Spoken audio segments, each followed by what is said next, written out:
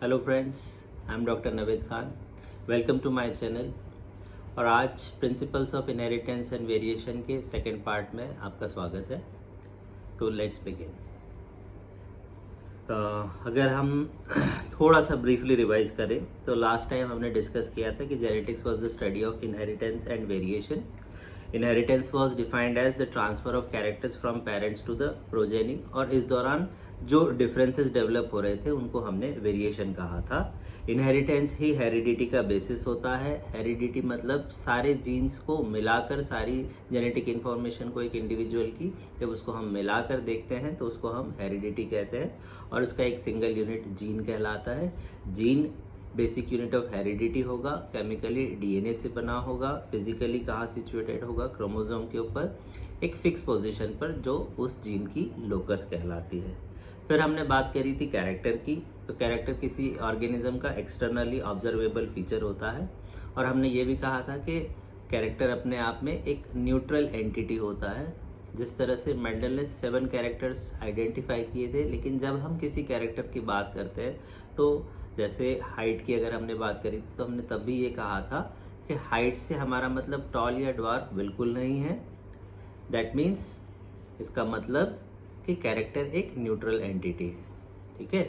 लेकिन अब कैरेक्टर को स्पेसिफाई कर रहे हैं जब हम कि हाइट कैसी है, टॉल है या ड्वार्फ है, तो वो जो स्पेसिफिकेशन होगा, वो जो कैरेक्टर के अल्टरनेट एक्सप्रेशंस होंगे, उन्हीं को हमने ट्रेट्स या फॉर्म्स कहा था। और इस तरह से मेंडल ने पी प्लांट में 7 कैरेक्टर्स या 14 पेयर्स ऑफ कंट्रास्टिंग ट्रेट्स या फॉर्म सिलेक्ट किए थे।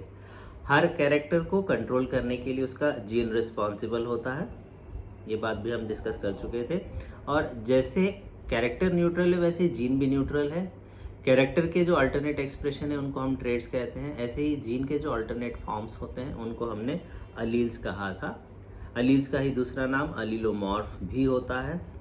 और लास्टली हमने डिस्कस किया था कि जब हम किसी कैरेक्टर को एक्सटर्नल ऑब्जर्वेशन के बेसिस पर डिफाइन करते हैं तो वो उस कैरेक्टर का फिनोटाइप कहलाता है, और जब हम उसे internal genetic makeup, internal genetic constitution या इन टर्म्स ऑफ अलील्स हम डिस्क्राइब करते हैं तो वो जीनोटाइप कहलाता है।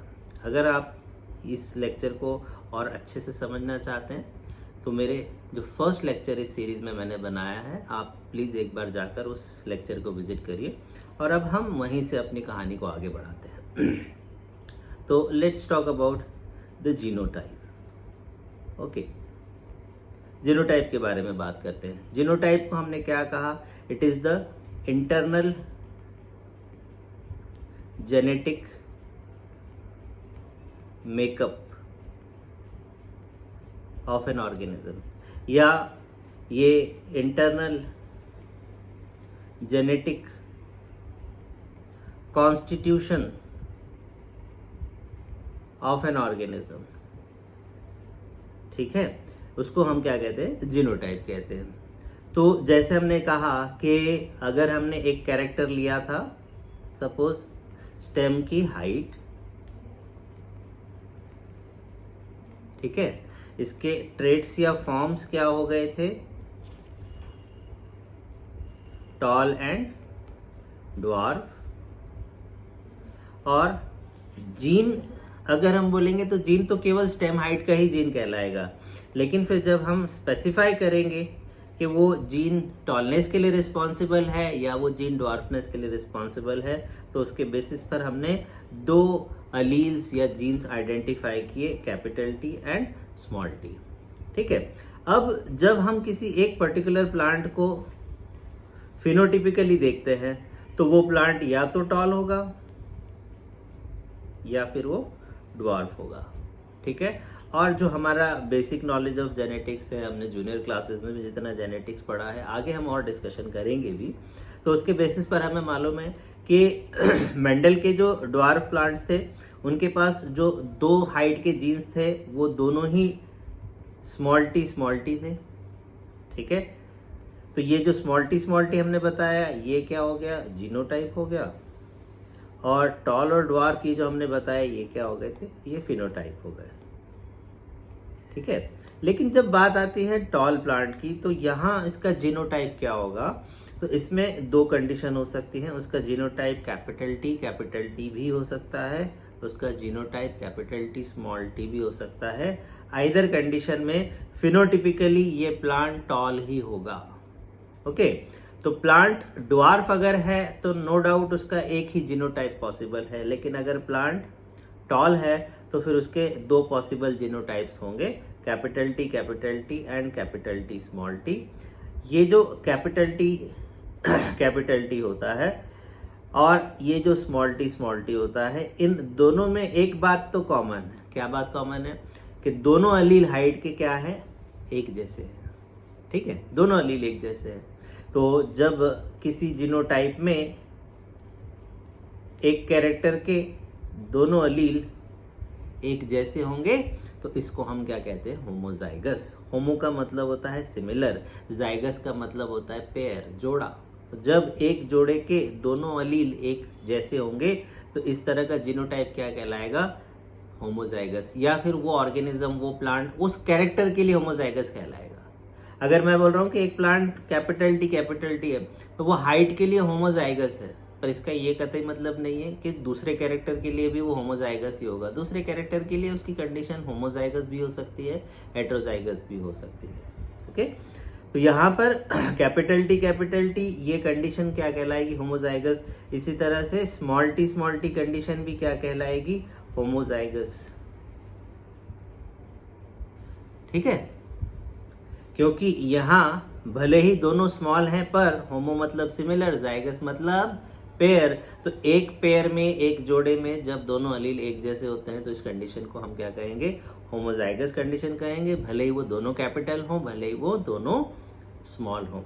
लेकिन अगर और स्पेसिफाई करें तो इसको हम होमोजाइगस डोमिनेंट कंडीशन कह सकते हैं, क्योंकि दोनों अलील कैसे हैं, डोमिनेंट। इसको हम होमोजाइगस रेसेसिव कंडीशन कह सकते हैं, क्योंकि दोनों अलील कैसे हैं, रेसेसिव। ठीक है, अब ये जो कैपिटल टी है, इसमें दोनों अलील टॉलनेस के लिए रिस्पॉन्सिबल है, तो कोई झगड़ा नहीं है। इसी तरह से स्मॉल टी दोनों अलील, दोनों जीन जो हैं वो डॉर्फनेस के लिए रिस्पॉन्सिबल है, तो कोई झगड़ा नहीं है। तो झगड़ा कहाँ से स्टार्ट होगा, ये वाली कंडीशन हमारी कौन सी, कैपिटल टी स्मॉल टी। इस capital T small T condition में जब हम प्लांट को देखेंगे तो यहाँ पर कैपिटल टी बोलेगा कि भाई मैं तो जो है वो टॉलनेस का अलील हूँ, टॉलनेस का जीन हूँ। तो स्मॉल टी बोलेगा मैं भी डॉर्फनेस का अलील हूँ, मैं भी डॉर्फनेस का जीन हूँ।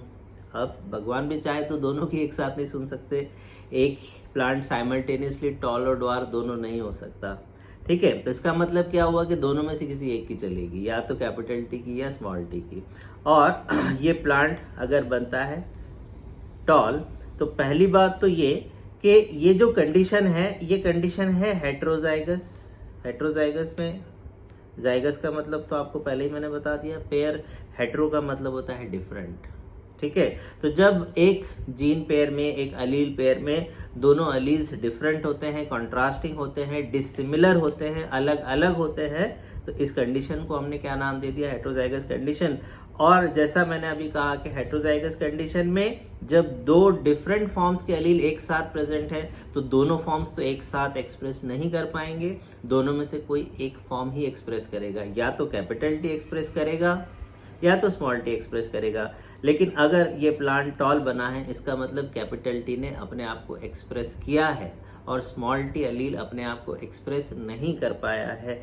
और यहीं से हम आते हैं on the concept of dominant and recessive, कि जब हेटेरोजाइगस कंडीशन होगी और एक कैरेक्टर के दोनों कंट्रास्टिंग अलील प्रेजेंट होंगे जो दो अलग अलग फॉर्म को रिप्रेजेंट करते हैं, कैपिटल टी टॉल फॉर्म को रिप्रेजेंट करता है, स्मॉल टी ड्वार्फ फॉर्म को रिप्रेजेंट करता है। लेकिन हेटेरोजाइगस कंडीशन में दोनों में से कोई एक जीन की ही चलेगी, कोई एक जीन ही अपने आप को एक्सप्रेस कर पाएगा। जो अपने आप को एक्सप्रेस कर पाएगा वो अलील कहलाता है डोमिनेंट, और जो बेचारा अपने आप को एक्सप्रेस नहीं कर पाया वो कहलाता है रेसेसिव। तो कोई अलील डोमिनेंट होगा या कोई अलील रेसेसिव होगा, ये डिसाइड होगा कौन सी कंडीशन में, हेटेरोजाइगस कंडीशन में। होमोजाइगस कंडीशन में तो कोई झगड़ा ही नहीं है। अगर टॉलनेस और टॉलनेस के दोनों अलील्स एक साथ प्रेजेंट है तो प्लांट को टॉल ही बनना है। अगर ड्वार्फ और ड्वार्फनेस के एलील्स एक साथ प्रेजेंट है तो प्लांट को ड्वार्फ ही बनना है। झगड़ा कहाँ स्टार्ट हुआ? हेट्रोजाइगस कंडीशन में, जब एक प्लांट के अंदर, एक ऑर्गेनिज्म के अंदर एक ही कैरेक्टर के दोनों कंट्रास्टिंग एलील एक साथ मौजूद थे, लेकिन दोनों एक साथ एक्सप्रेस नहीं कर सकते थे।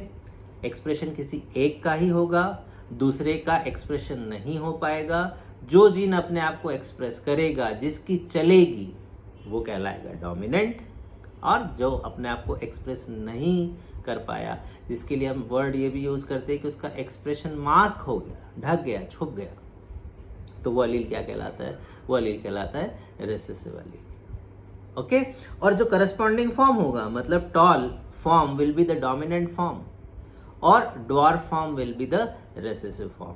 तो आपको बात समझ में आ गई? डोमिनेंट और रेसेसिव का कंसेप्ट अच्छे से क्लियर हो गया।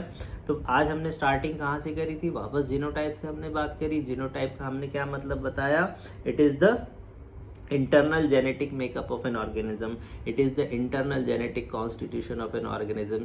या जैसे कि हमने अपने लास्ट लेक्चर के लास्ट मिनट में ये बात कही थी कि किसी ऑर्गेनिज्म के जीन्स की आंतरिक बनावट, इंटरनल मेकअप, वो उसका क्या कहलाता है? जीनोटाइप।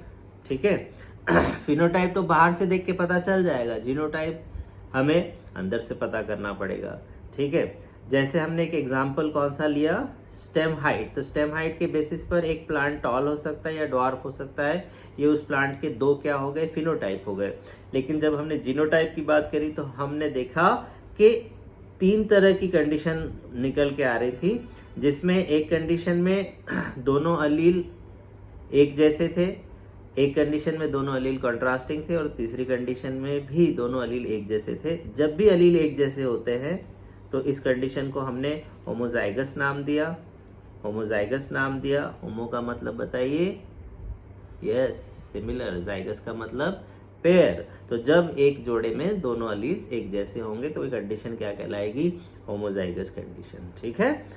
अकॉर्डिंगली फिर वो होमोजाइगस डोमिनेंट कंडीशन हो सकती है या होमोजाइगस रेसेसिव कंडीशन हो सकती है। और मैंने कहा कि होमोजाइगस कंडीशन में दोनों एलील्स एक जैसे हैं, कोई झगड़ा नहीं है, दोनों मिलके एक्सप्रेस करेंगे। लेकिन झगड़ा कहाँ से स्टार्ट होगा? जब प्लांट या जो ऑर्गेनिज्म है वो हेट्रोजाइगस होगा। हेट्रो का मतलब यस डिफरेंट, जाइगस का मतलब यस पेयर। और जब एक पेयर ऑफ अलील में, एक पेयर ऑफ जीन में दोनों अलील्स एक दूसरे से कंट्रास्टिंग होते हैं, अलग अलग होते हैं, तो इस कंडीशन को हमने हेट्रोजाइगस कहा। हेट्रोजाइगस कंडीशन में दोनों अलील्स एक साथ अपनी अपनी नहीं चला सकते हैं, दोनों अलील्स अपने आप को एक्सप्रेस नहीं कर सकते हैं, दोनों में से किसी एक का एक्सप्रेशन होगा, एक का एक्सप्रेशन जो है वो नहीं होगा। जिसका एक्सप्रेशन होगा वो डोमिनेंट, जिसका एक्सप्रेशन नहीं हुआ वो रेसेसिव। आई थिंक ये कंसेप्ट आपको बहुत अच्छे से क्लियर हो गया। ठीक है। अब जीनोटाइप की ही बात को थोड़ा आगे बढ़ाते हैं।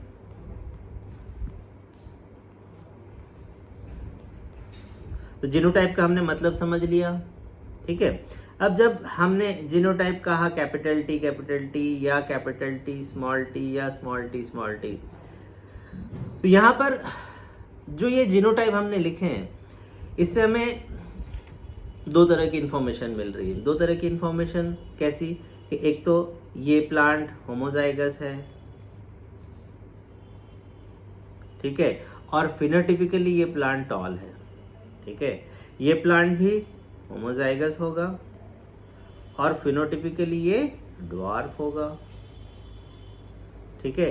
यहां पर ये प्लांट हेट्रोजाइगस होगा और फिनोटिपिकली ये टॉल होगा। लेकिन इन तीनों जीनोटाइप्स में एक बात कॉमन क्या हुई कि ये एक ही कैरेक्टर के बारे में बता रहे हैं। ठीक है।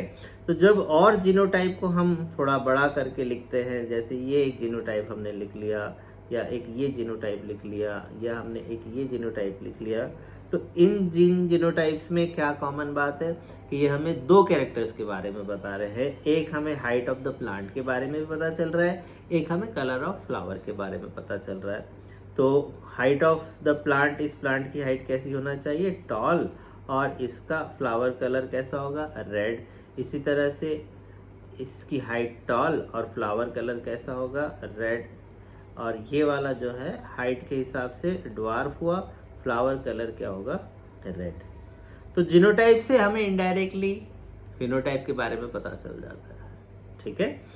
एक बात, अब जब भी कोई प्लांट रिप्रोड्यूस करता है, नेचुरली रिप्रोड्यूस करे, ठीक है। अगर हम इंटेंशनली दो प्लांट्स के बीच में मेटिंग कराते हैं, जिसके लिए हम क्या वर्ड यूज करते हैं, क्रॉस, प्रोसेस को कहलाते हैं क्रॉसिंग। तो वो प्लांट जब भी ऐसी सिचुएशन में होगा, जब उसकी या तो नेचुरल रिप्रोडक्शन होगा या हम इंटेंशनल मेटिंग कराएंगे, तो रिप्रोडक्शन के समय वो प्लांट क्या बनाएगा या वो ऑर्गेनिज्म क्या बनाएगा, गैमीट्स, ठीक है। सेक्सुअली रिप्रोड्यूसिंग ऑर्गेनिजम्स में गैमीट्स का फॉर्मेशन कौन से प्रोसेस से होता है, मियोसिस से होता है। और मियोसिस से होने के कारण अगर पेरेंट डिप्लॉयड है तो गैमीट्स हैप्लॉयड होंगे, ठीक है। और इसका मतलब है कि पेरेंट के कंपैरिजन में गैमीट के अंदर आधे ही क्रोमोसोम होंगे, आधे ही जीन्स होंगे या आधी ही जेनेटिक इंफॉर्मेशन होगी, ठीक है। तो अगर मान लीजिए कोई भी प्लांट एक्स है और उसके पास 24 क्रोमोसोम्स एक डिप्लॉयड सेल के अंदर उसकी प्रेजेंट है, इसका मतलब हो गया कि उसका जो डिप्लॉयड नंबर है 2n इक्वल टू कितना हो गया, 24। तो अब ये प्लांट जब गैमेट्स बनाएगा, मेल या फीमेल गैमेट्स जैसी भी कंडीशन होगी, अगर ये मेल प्लांट है तो मेल गैमेट बनाएगा, फीमेल प्लांट है तो फीमेल गैमेट बनाएगा। तो जो भी इसके गैमेट्स बनेंगे मियोटिकली बनने की वजह से वो गैमेट्स में कितने क्रोमोसोम्स होंगे, 12 क्रोमोसोम्स, और इनको हम जेनेटिकली कहेंगे हैप्लॉइड, ठीक है। लेकिन जब सवाल आता है कि हमारे को अगर किसी क्वेश्चन में किसी प्लांट का जीनोटाइप दिया हुआ है, जैसे मान लीजिए कोई प्लांट है जिसका जीनोटाइप है capital T small t, capital R small r, capital A small b और आगे और भी कुछ कुछ हो सकता है, और आपसे पूछा जाए कि भैया ये जो जीनोटाइप वाला प्लांट है बताओ जब ये सेक्सुअली रिप्रोड्यूस करेगा तो ये कितने टाइप के गैमीट्स बनाएगा। अब देखिए कभी कभी लोग बोलते कितने गैमीट्स बनाए, भाई कितने गैमीट का तो कोई लॉजिक नहीं होता। क्यों नहीं लॉजिक होता, क्योंकि गैमीट का नंबर कितना भी हो सकता है। जैसे अगर ह्यूमन मेल्स की बात करें तो स्पर्म काउंट तो मिलियंस में होता है, ठीक है। तो we are not talking about the absolute number, we are talking about the types, प्रकार की बात कर रहे हैं कि अगर हमें मान लीजिए कि कोई इंडिविजुअल ऑर्गेनिज्म है, प्लांट है, एनिमल है, कोई भी है जो सेक्सुअली रिप्रोड्यूस करता है और उसका हमें जीनोटाइप दे के ये पूछा जाता है कि भाई ये कितने तरह के गैमीट्स बनाएगा, तो इसके लिए हमारे पास एक सिंपल सा फॉर्मूला है, ए नंबर ऑफ, ध्यान से सुनिए, गैमीट टाइप्स, गैमीट्स नहीं बोल रहा हूँ मैं, gamete types formed by an organism, formed by an individual with given genotype। कोई ऐसा प्लांट, कोई ऐसा एनिमल जिसका जीनोटाइप दिया गया है और पूछा जाए कि कितने तरह की गैमेट बनाएगा, तो उसके लिए एक सिंपल सा फॉर्मूला है, number of gamete types is equal to 2 to the power n, 2n नहीं, 2 to the power n, जहां n क्या है, तो n is number of heterozygous allele pairs in the genotype, ठीक है, number of heterozygous allele pairs in the genotype. तो हमारा जो गिवन जीनोटाइप था capital T small t, capital R small r, capital A small b, तो इस genotype में अगर आपसे पूछा जाए कि अलील पेयर्स कितने हैं, ध्यान से सुनिए मैं क्या बोल रहा हूँ, अलील पेयर्स कितने हैं, तो आप बोलेंगे एक पेयर ये है कैपिटल T स्मॉल t का, एक हो गया कैपिटल R स्मॉल r का, एक हो गया कैपिटल A का, और एक हो गया स्मॉल b का। तो इस तरह से कितने अलील पेयर्स हो गए, 4 अलील पेयर्स। लेकिन जो हमारे फॉर्मूले में n है वो नंबर ऑफ अलील पेयर नहीं, वो बोल रहा है number of heterozygous allele pairs, ठीक है। तो वापस आइए, देखिए यहाँ पर अलील पेयर्स तो 4 है, लेकिन पहला अलील पेयर होमोजाइगस या हेट्रोजाइगस, होमोजाइगस या हेट्रोजाइगस, हेट्रोजाइगस। दूसरा होमोजाइगस या हेट्रोजाइगस, यस हेट्रोजाइगस। तीसरा होमोजाइगस, चौथा होमोजाइगस। तो इस जीनोटाइप में अलील पेयर कितने हैं? आंसर होगा 4। लेकिन इस जीनोटाइप में हेट्रोजाइगस अलील पेयर कितने हैं? आंसर होगा 2।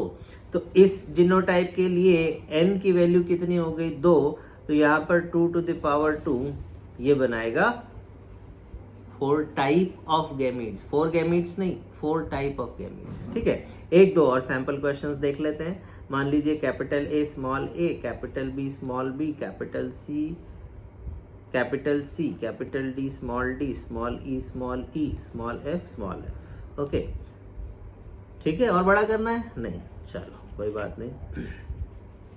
तो अगर आपसे पूछा जाए कि भैया ये तो बड़ा लंबा जीनोटाइप है, टोटल अलील पेयर्स कितने हैं काउंट करो, तो 1 2 3 4 5 6। हेट्रोजाइगस अलील पेयर कितने हैं वो काउंट करो, तो 1 2, ये वाला तो होमोजाइगस हो गया, 3 ये भी होमोजाइगस हो गया, और ये भी होमोजाइगस हो गया। तो इसका मतलब है कि ये होमोजाइगस, ये होमोजाइगस, ये होमोजाइगस, ये हमारे मतलब का नहीं है।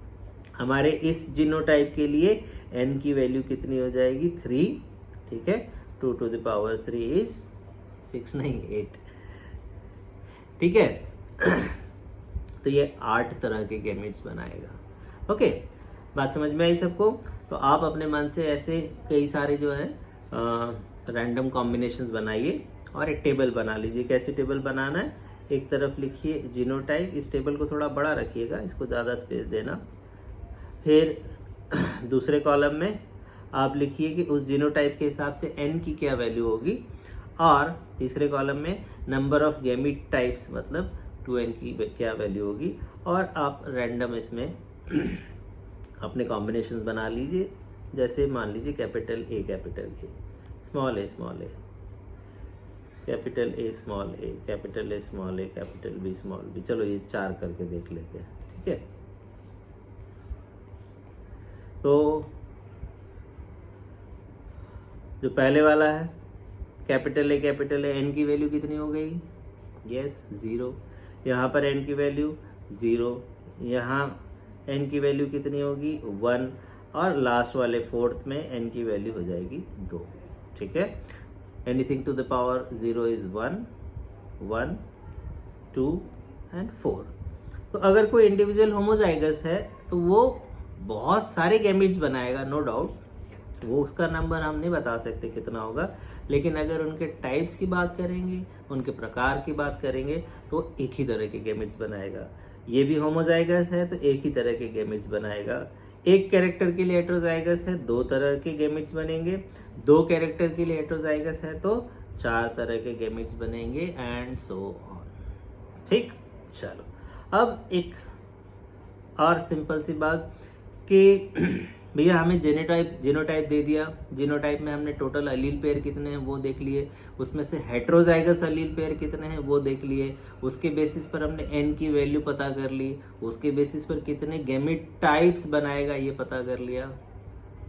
लेकिन अगर पूछा जाए कि वो गैमीट्स कौन कौन से होंगे, उन गैमीट्स का कॉम्पोजिशन क्या होगा, उनमें कौन कौन से अलील्स होंगे, तो एक तरीका तो ये है कि आप रैंडम हिट एंड ट्रायल कर करके बना सकते हैं, या एक सिंपल एररलेस मेथड जो जेनेटिक्स में बहुत फेमस है उसको हम कहते हैं फोर्क लाइन मेथड।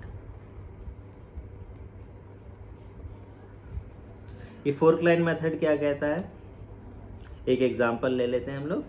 तो मान लीजिए जीनोटाइप दिया है capital A small a, capital B small b, और आपसे कहा जाए कि ये कितने तरह के गैमेट्स बनाएगा, तो वो तो आंसर सिंपल है 4 तरह के, बिकॉज 2 हेट्रोजाइगस अलील पेयर्स है। ठीक है, लेकिन अब कौन कौन से गैमेट्स होंगे, तो उसके लिए क्या करना है कि जो पहले 2 अलील्स हैं उनको गैप देके ऊपर नीचे लिखना है, कैपिटल A और स्मॉल a को, और एक फोर्क बनाना है। ठीक है, और इस फोर्क के ऊपर आपको अगले 2 अलील्स फिट करना है। ठीक है, और फिर एक लाइन में जो लोग आ रहे हैं तो कैपिटल A कैपिटल B ये एक कॉम्बिनेशन हो गया, कैपिटल A स्मॉल b ये दूसरा कॉम्बिनेशन हो गया, स्मॉल a कैपिटल B ये तीसरा, और स्मॉल ए स्मॉल बी, ये चौथा कॉम्बिनेशन हो गया। और जेनेटिक्स का एक सिंपल सा रूल है कि गैमीट्स को गोले में दिखाया जाता है। हम वो गोला भी बना देते हैं यहाँ पे। तो ये था इस गिवन ऑर्गेनिज्म का जीनोटाइप। उसमें हमने देखा 2 अलील पेयर, दोनों के दोनों हेटेरोजाइगस। n की वैल्यू इसके लिए कितनी थी? 2 2 to the power 2 कितना हो जाएगा? 4। तो अगर सिर्फ नंबर की बात होगी तो 4 तरह के गैमीट्स, और अगर एक्चुअल कौन कौन से होंगे तो उसके लिए हमारे पास कौन सा मेथड है? The fork line method. ठीक है। पर अगर मान लीजिए कि जीनोटाइप थोड़ा और बड़ा है तब क्या करेंगे? चलिए तो वो भी करके देख लेते हैं। मान लीजिए जीनोटाइप है capital A small A, capital B small B, capital C small C. वही मेथड रहेगा हमारा। पहले 2 अलील्स को थोड़ा गैप देकर ऊपर नीचे लिखना है। फोर्क बनाएंगे, अगले 2 अलील्स इस फोर्क पे पुटअप करेंगे। अब क्या करें? क्योंकि यहाँ पर 3 पेयर ऑफ अलील्स हैं तो एक बार फिर फोर्क बनेगा। आप प्रैक्टिस करके देखिए इसको। अलग अलग कॉम्बिनेशंस लेटर्स के ले लीजिए, Z, W, X, Y, जो आपको अच्छा लगता हो, और बस हर बार फोर्क बनाते जाइए। तो यहाँ पर अगले 2 अलील्स जो होंगे capital C small C, capital C small C, capital C small C, capital C small C, इस तरह से पुटअप करना है। अब एक लाइन में जो लोग आ रहे हैं तो उनको एक साथ लिखते जाएंगे। तो हमारा सबसे पहला कॉम्बिनेशन क्या बनने वाला है? Capital A, capital B, capital C, ये पहला gamete. Capital A, capital B, small C, ये दूसरा गैमीट। अब एक फोर्क पूरा हो गया। Capital A small B, capital C, और ये हो जाएगा capital A small B small C. अब ये तो आपके लिए इजी हो गया। Small A capital B capital C, small A capital B small C, small A small B capital C, and small A small B small C. और genetics के rule को रिस्पेक्ट करते हुए हम इन गैमीट्स को गोले में दिखा देते हैं। और इस तरह से हमारे 8 टाइप के गैमीट्स हो गए।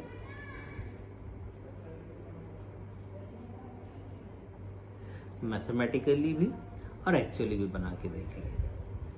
ठीक है। तो आज के लिए हमने बहुत सारा डिस्कशन कर लिया है, और आप अपने लिए कुछ सेल्फ प्रैक्टिस क्वेश्चंस खुद बना सकते हैं। आप अलग अलग तरह के लेटर कॉम्बिनेशंस ले लीजिए और उसी के बेसिस पर इस फोर्क लाइन मेथड की प्रैक्टिस करिए। और एक काम और कर सकते हैं, ये जो हमने एक टेबल यहाँ पे बनाई थी, इस तरह की टेबल बनाकर आप अपने मन से उसमें डिफरेंट टाइप ऑफ जीनोटाइप्स 2, 3, 4 या 5 या 6 अलील पेयर्स भी आप ले सकते हैं, और उसी बेसिस पर एक चार्ट बनाकर क्वेश्चंस प्रैक्टिस कर सकते हैं। तो that's all for today friends. Thank you so much and all the best.